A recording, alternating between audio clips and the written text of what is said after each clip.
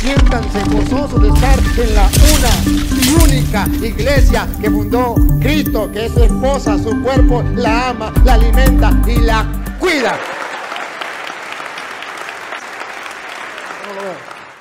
Y ya, con eso nos desarmó. El cielo no existe porque yo no lo veo. El infierno no existe porque yo no lo veo. Entonces no existe el viento porque yo no lo veo. Entonces no existe el pensamiento porque yo no lo veo. Entonces no existe la energía porque yo no la veo cuando va por los cables. Entonces una energía, usted ve, pone un alambre con corriente a las vacas y usted no ve la corriente. Pero agárrelo a ver. Cuando le pegue el matracazo, usted dice, ¡ay! ¿Qué pasó? Yo no veo nada, pero ahí está.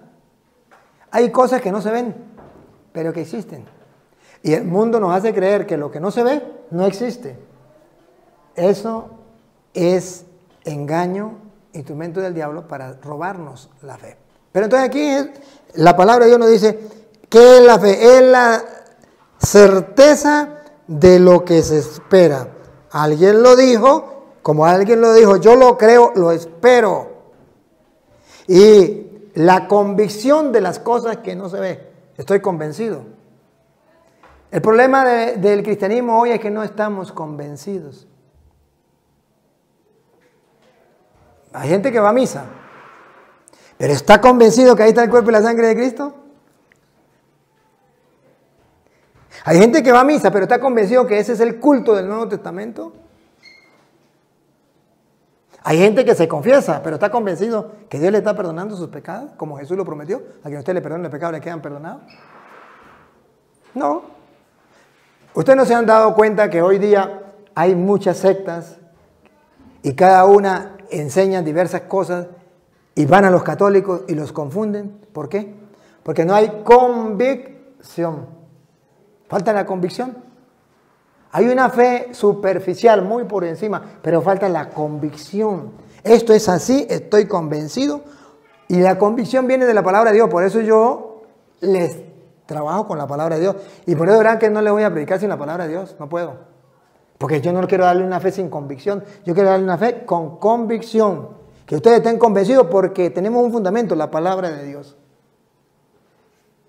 Y tenemos que retomar esa fe. ¿Por qué? Porque la meta final de nosotros es ir al cielo. Yo no sé si ustedes quieren ir al cielo, pero yo sí quiero. El salmista, Salmo 27:4, me gusta una traducción que dice, una cosa pido al Señor, pido. Y eso buscaré, busco. Habitar en la casa del Señor, en el país de la vida, gozar de las dulzuras del Señor por años sin término. Esa debería ser la meta de nosotros. Pero ¿cuál es tu meta? ¿Cuál es tu fin? ¿A dónde quieres llegar? ¿Para qué vives? ¿Para qué trabajas? ¿Qué buscas? ¿Qué deseas? ¿Qué anhelas? ¿Solo lo material? ¿Y cuando se muera se acabó? ¿Y ya? ¿Y por qué no buscar lo espiritual? ¿Y quién de ustedes y yo no estamos seguros de que existe lo espiritual? Si no lo miramos desde el punto positivo, miremoslo desde el punto negativo. Porque hay gente que cree más en lo espiritual negativamente.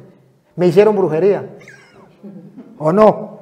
Ahí sí que me hicieron una brujería y por eso que me va mal. Eso es espiritual. El diablo, sí, el diablo existe. Eso es espiritual, pero negativamente. ¿Y por qué no miramos lo positivo? Necesitamos creer para tener vida eterna. Jesús lo dijo, que cree tiene vida eterna. Y eso es lo que nosotros buscamos. Y esa es mi propuesta. Familia, reyes y no reyes, decirles que el reino de los cielos, Jesús nos lo donó, nos lo regaló. Es un regalo, es un obsequio, es una gracia divina. No debemos perderlo. Tenemos que anhelarlo, buscarlo, creerlo y hacer todo el esfuerzo por lograrlo. Nuestro Señor Jesucristo, en San Juan capítulo 14, versículo 23, vamos a buscar aquí, que sea más práctico. Juan 14, 23. Aquí nos dice, ¿cómo es que nosotros tenemos que aprender a gustar de las cosas espirituales? 23. Respondió Jesús y le dijo. Un poquito más de volumen. Respondió Jesús y le dijo, El que ama, mi palabra guardará. Otra vez. Respondió Jesús y le dijo, el que ama, No dice el que me ama, ¿no era? el que me ama, Así sí. El que me ama. mi palabra guardará. Y mi Padre le amará. Y vendremos a él y haremos morada con él. Siga. El que no me ama no guarda mis palabras. Y la palabra que habéis oído no es mía, sino del Padre que me envió. Entonces dice nuestro Señor Jesucristo que Él, primero dice que Él es la resurrección y la vida, y que cree en Él, aunque haya muerto vivirá, y que está vivo y cree en Él no morirá para siempre. Pero luego dice que siendo Él la resurrección y la vida, tenemos que amarlo. Para poder ganarnos el cielo, pues tenemos que amarlo, porque ¿quién está en el cielo? Pues Dios. Y para poder estar con Dios en el cielo, pues tenemos que amarlo. Y Dios dice una cosa clave. El que me ama, que deberíamos ser todos nosotros, mi palabra guardará. Y mi Padre lo amará y vendremos a Él y haremos nuestra morada en Él. Naguará. Si lo creyéramos, ¿cómo sería de bonito? Normalmente usted y yo decimos yo amo a Dios, pero Jesús sale al paso y dice, el que me ama, mi palabra guardará. Y mi Padre lo amará y vendremos a Él y haremos morada en Él. El que no me ama, no guardará mi palabra. Entonces ya nos damos cuenta que vamos mal. Porque a nosotros no nos dieron el hábito de leer la palabra de Dios. No conocemos la palabra de Dios. A lo mejor hemos visto películas de Cantinflas, películas de aquí tantos mexicanos que tienen tantas películas. Y hemos leído tantos libros, pero la palabra de Dios. ¿Y qué ha pasado? Nos robaron la fe. ¿Y qué ha pasado? Nos han dado la fe muy pequeñita y no la hemos cultivado. Para cultivarla tenemos que leer la palabra de Dios. El que me ama, mi palabra guardará y mi Padre lo amará. Miren ese regalo, es este otro. Y vendremos a Él. ¿Se imaginan eso?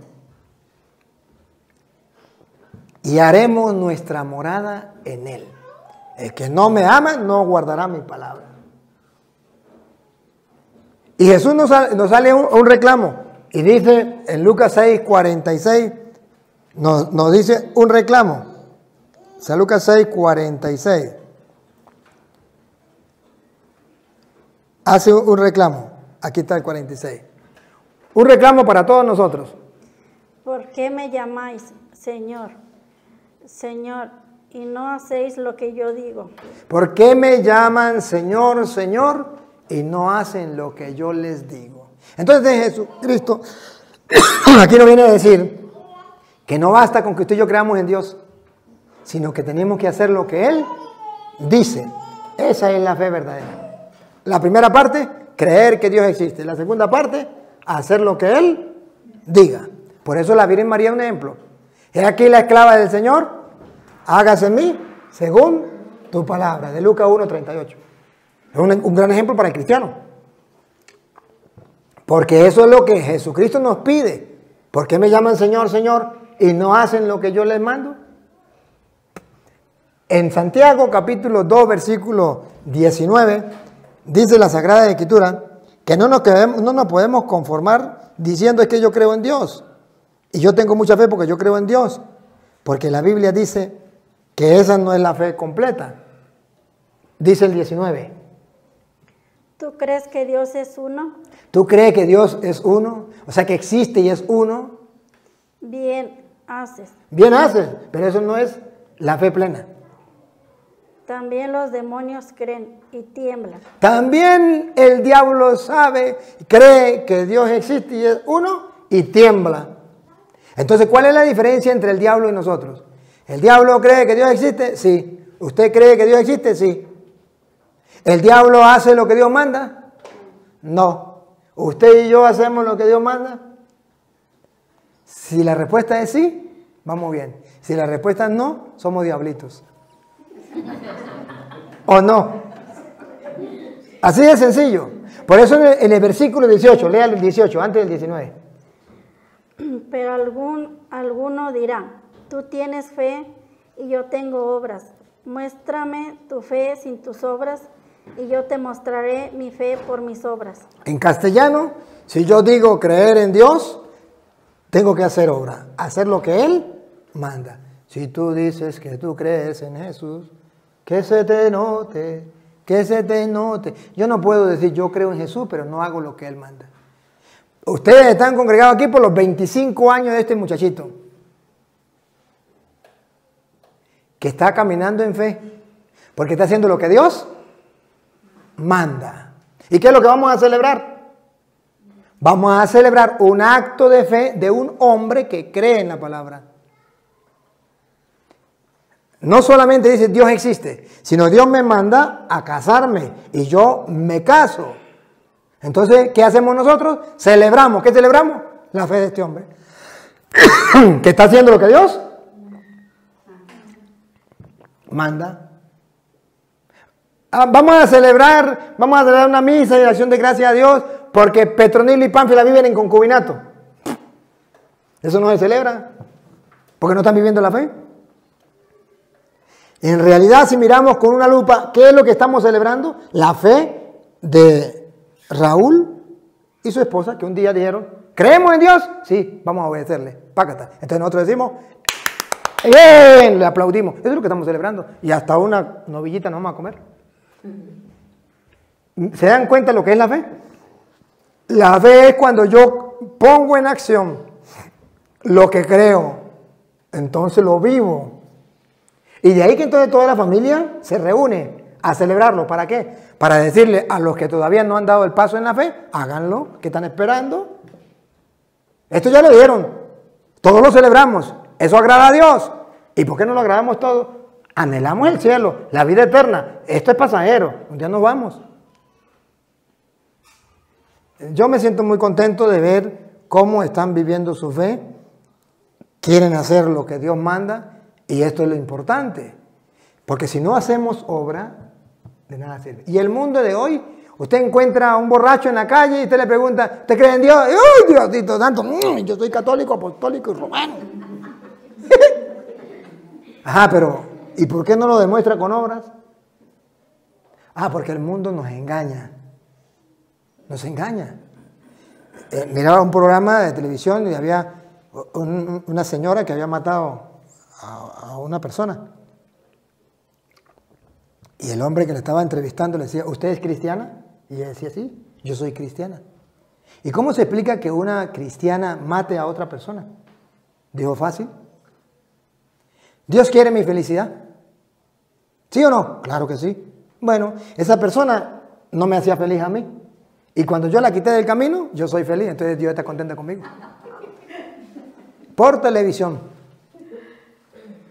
Pero, y lógicamente, humanamente, podríamos decir, tiene razón. Pero, ¿qué dice la palabra de Dios? No matarás. Entonces, ¿está haciendo la voluntad de Dios? No. Está manipulando las mentes para hacer creer cosas que no son. Pero nosotros tenemos que estar convencidos que la fe nos lleva a actuar conforme al querer de Dios. Es adaptarme al querer de Dios. ¿Y cuál es el problema de hoy? Porque el mundo dice, no, usted no tiene que adaptarse al querer de Dios, usted tiene que, lo que usted piense, eso es. Ella. Si usted piensa que eso es malo, eso es malo. Y si usted piensa que es bueno, eso es bueno. Y así vive la gente. ¿Por qué hace esto? Porque me gusta. ¿Por qué no hace esto? Porque no me gusta. Y lo que diga Dios, a mí qué me importa. Y cada uno, o si no, los más creyentes, como dicen, yo vivo mi fe a mi manera. ¿Ser más creyente? Yo vivo mi fe a mi manera. Pero no es así. La fe no debe ser a mi manera, debe ser a la manera de Dios. Y si nosotros lo vivimos a la manera de Dios, les aseguro que entonces sí podemos llegar a gozar del reino de los cielos que Jesucristo nos tiene preparado a cada uno de nosotros, y esa es la buena noticia. La buena noticia es esta, que, por ejemplo, San Pablo, ya cuando en Efesios capítulo 2, versículo 19, ya San Pablo le decía a la gente de Éfeso, le decía en el versículo 19, escuche lo que le decía. Así que ya no sois extranjeros. Cuando usted y yo creemos en Dios, aceptamos a Dios y queremos hacer la voluntad de Dios, ya no somos extranjeros. Siga. Ni advenedizos, sino con ciudadanos de los santos. Ya no somos extranjeros ni advenedizos, sino con ciudadanos de los santos. Mire, no dice ciudadanos, sino con. O sea, con los santos somos ciudadanos, con ciudadanos de los santos. O sea que ya hay gente que está con Dios en la ciudadanía celestial, en el reino de los cielos. Y que ustedes y yo, cuando comenzamos a creer en Cristo, a hacer su voluntad, ya somos conciudadanos. O sea, la ciudadanía eterna del reino de los cielos que tienen los santos, que están gozando, ya nos pertenece a nosotros. Y nosotros vamos por buen camino si hacemos lo que Dios manda. Y no solamente somos conciudadanos de los santos, ¿qué más? Y miembros de la familia de Dios. Y miembros, no de una familia terrenal, sino miembros de la familia de Dios. Observen esto, si nosotros creyéramos eso, somos miembros de la familia de Dios. De allí que Dios es mi Padre, pero no solamente mi Padre, es Padre de todos, entonces somos hermanos. Entonces de allí vamos a tratarnos bien, porque tenemos fe, somos hermanos, caminamos hacia el mismo Padre, en la ciudadanía del cielo, junto con los santos, y debe haber una alegría. Soy ciudadano del cielo, soy miembro de la familia de Dios. Y eso debe hacer brotar en nosotros la alegría, el gozo, la dicha y felicidad de ser cristiano y de servir al Señor. Esto es lo que yo quisiera decirle de abreboca. Ahora pues le doy la oportunidad para que ustedes pregunten. Y pues yo les doy alguna respuesta, pero felicitarles de antemano por este acto de fe. Esto no es un acto social. Ciertamente también es un acto social, no le puede quitar, pero es un acto de fe y se celebra con alegría y con gozo. Si hay alguno que quiera preguntar, pues damos oportunidad para que pregunten y no hablar yo solo, sino también hablen ustedes y compartimos lo que quieran. Y si no, pues no tengo respuesta, pues le digo no tengo respuesta. Y si tengo respuesta, pues le doy una respuesta y compartimos. Aquí está el micrófono, si quieren me presta el micrófono ese, por si alguno quiere preguntar. Alguien que quiera preguntar sobre lo que sea y compartimos. Yo tengo una pregunta. Bueno, esta pregunta es de un compañero de trabajo. Dice que cómo identificar el pueblo de Dios, cómo es relacionar el pueblo de Israel en las fronteras que existen ahorita, si ellos son los israelitas de aquel entonces, que si nosotros debemos de apoyarlos, sobre todo en lo que sucedió ahorita en el conflicto que estuvo entre Israel e Irán, y dice que nosotros como cristianos debemos de apoyar al pueblo de Israel, porque ellos fueron los que recibieron la palabra al principio, pero yo le digo que no, que ellos ciertamente es el pueblo de Israel, se llaman israelitas, es Israel pues, pero no son el pueblo de Dios. O bueno, ahí es donde quisiera pues que nos diera un poco de luz o claridad en si el pueblo de Israel ahorita en sus fronteras físicas que están fue o es el pueblo de Dios, o si o sea, lo que yo creo, como mi fe me enseña, pues es que nosotros realmente somos el pueblo de Dios al creer en Jesús. Entonces, si nos pueden dar un poquito de... Sí, ciertamente nosotros somos el nuevo pueblo de Dios. Y el pueblo de Israel fue el pueblo elegido por Dios antes de venir Jesucristo y era un solo pueblo. Cuando viene Jesucristo, el pueblo de Israel no deja de ser el pueblo de Israel, pero ya no deja de ser el pueblo de Dios, pero ya no es él solo, sino todos los pueblos, y por eso se llama Iglesia Católica. Eso es lo que, por ejemplo, los hermanos separados no logran entender. ¿Por qué el pueblo de Dios es la Iglesia Católica? Porque antes de venir Cristo era un solo pueblo, no era católico, no era universal. Era un solo pueblo y los demás pueblos eran paganos. Cuando viene Jesucristo, Jesucristo muere por todos y abre el compás. Entonces ya hay un nuevo pueblo, y eso está escrito en Efesios capítulo 2, del versículo 12, 14 en adelante, que Él de los dos pueblos hizo uno solo. O sea, que ya unió los dos en uno solo. Entonces el pueblo de Israel sí es parte del pueblo de Dios, pero ya no es únicamente el pueblo de Dios, porque antes era únicamente. Tampoco quiere decir que todo el pueblo de Israel, todos los israelitas,